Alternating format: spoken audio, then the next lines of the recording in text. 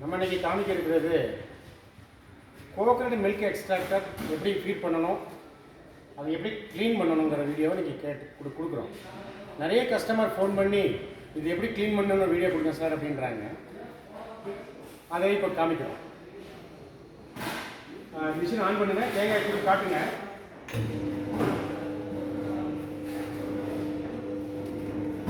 தேங்காய் துருவிருக்காங்க பாருங்கள்.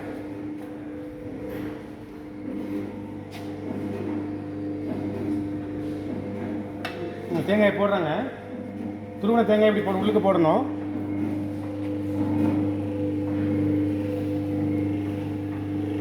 தேங்காய் அந்த ஸ்க்ரூ அப்படியே முன்னாடி கொண்டு போயிடும். பாருங்கள், பால் வர ஆரம்பிச்சிருச்சு. வெளியே சக்கையும் வெளியே வருது, பாலும் கீழே வருது. பாருங்கள், தெரிக்குது மேலே. இது ஒரு கவர் இருக்குது. நம்ம உங்கள்கிட்ட வந்து வீடியோவில் நீங்கள் பால் வரதை நீங்கள் பார்க்கணுங்கிறதுக்காக வேண்டியே இந்த கவரை நாங்கள் கழட்டி வச்சுருக்குறோம். பாருங்கள், அதே மாதிரி இது 1 மணி நேரத்துக்கு 10 கிலோ தேங்காய் துருவல் போட்டால் பால் தனியாக சக்கை தனியாக வர்ற மிஷின் இது. 10 கிலோங்கிறது வந்து 60 மினிமம் 50-60 தேங்காய் கணக்கு வந்துடும். இது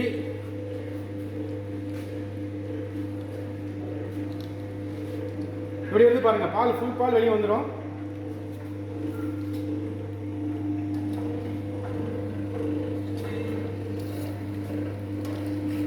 அடுத்து பார்த்தீங்கன்னா இதுவும் தேங்காய் பால் மிஷின், 20 கிலோ மிஷின். இது 100லேருந்து 120 தேங்காய். இதுவும் 10 கிலோ தான், இதுவும் 10 கிலோ தான். அடுத்து பாருங்கள், நீங்கள் தேங்காய் போட்டுட்ருங்க.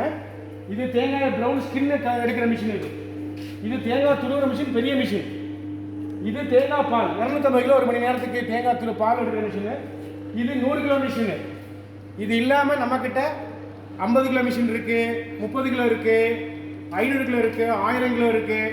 அதாவது 5 கிலோ 1 மணி நேரத்துக்கு 5 கிலோவில் இருந்து 4000 கிலோ வரைக்கும் நம்மகிட்ட மிஷின் இருக்குது. தேங்காய் துருவல் போட்டால் பால் தனியாக சக்கை தனியாக வந்துடும். அது மட்டும் இல்லாமல் இந்த சின்ன கெப்பாசிட்டியில் தேங்காய் பீஸாக போட்டால் நம்ம துருவ வேண்டிய அவசியமே இல்லை. பீஸாக போட்டாலே பால் தனியாக சக்கை தனியாக வர மிஷினும் இருக்குது. இப்போ தேங்காயை முடிச்சிட்டாரு இவர். இது எப்படி க்ளீன் பண்ணுறாங்க அப்படிங்கிறது இப்போ காமிப்பார். இந்த பக்கம் இந்த பால் வரதை காமிங்க. இந்த பால் வரதை காமிங்க. எப்படி வருது பாருங்கள். வெளியே சக்கையில் பாலே இருக்காது, எல்லாம் சுத்தமாக வந்துடும். இதை மீண்டும் நீங்கள் தண்ணி சேர்த்து போடுற மாதிரி இருந்தால் போட்டுக்கலாம்.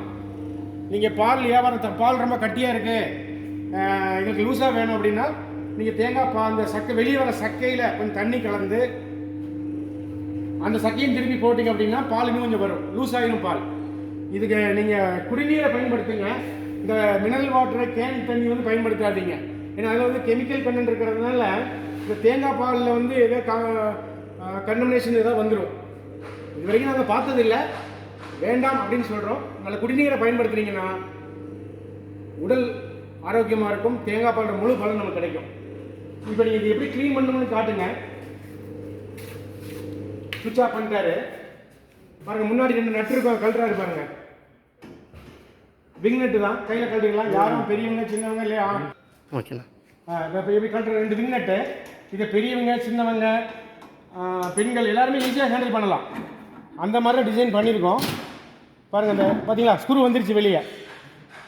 இவ்வளோதான் கழட்டுறது, இவ்வளோதாங்க. இது தண்ணி ஊற்றி நீங்கள் கழுவிடலாம். உள்ளே கையை விட்டு கழுவலாம், கைக்கு எந்த டேமேஜும் ஆகாது.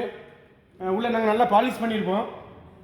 அப்புறம் பார்த்தீங்கன்னா இந்த இது ஒரு சின்ன பின்னு இருக்கும். திருப்பி அசம்பிள் பண்ணும்போது நல்லா கழுகிட்டு சின்ன பின்னும் இருக்கும். அந்த பின்னை வந்து உள்ளே லாக் பண்ணிட்டீங்கன்னா போதும். கழுவுனதுக்கப்புறம்